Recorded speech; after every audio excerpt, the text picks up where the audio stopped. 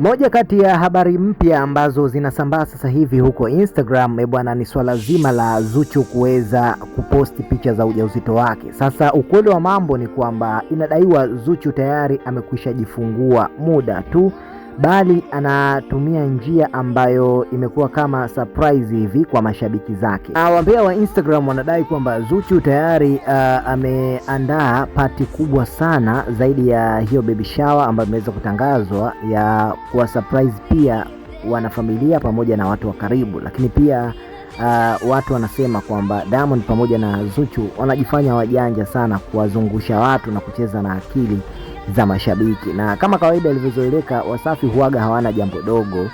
Tayari watu wameshasogea karibu kuandaa jambo hilo, na bila kusahau Queen baby mtoto mkubwa wa Diamond Platnumz, amzungumzia Tifa Dangote, naye pia ameshawasili pale nyumbani kwa kipindi hiki cha likizo.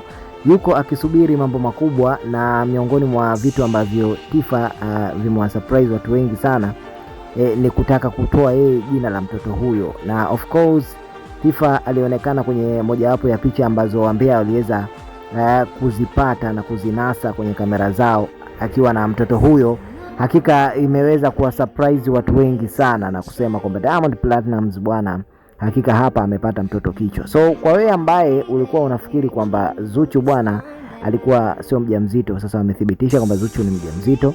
Na kwa wale ambao walikuwa kidhani kwamba Zuchu hajajifungua, basi ukweli ni kwamba Zuchu amekwisha jifungua, kwa sababu ukitazama hata comments ambazo mama yake Zuchu ameandika na hata Diamond mwenyewe baada ya kuposti picha yake na kuandika, ni ishara ya kwamba Zuchu tayari ana mtoto na si mjamzito, bali tu wameamua kufanya photoshoot hizi za ujauzito ili mradi tu kuweza kuonesha watu kwamba Zuchu ni mjamzito, wakati huo wakisubiri mtoto asogea kuekue ndio aje wamfanyie sherehe kama vile 40 na vitu vinginevyo. Unadhani kwamba Diamond Platnumz na Zuchu sasa hivi wana furaha ya kiasi gani? Tuambie kwenye upande wa comments hapo chini, lakini pia usisahau kuweza kujiunga nasi hapa kila siku kwa kuweza kugusa alama iliyoandikwa subscribe chini ya video hii, lakini usisahau kulike, kushare pamoja na kucomment kwa wadau mbalimbali.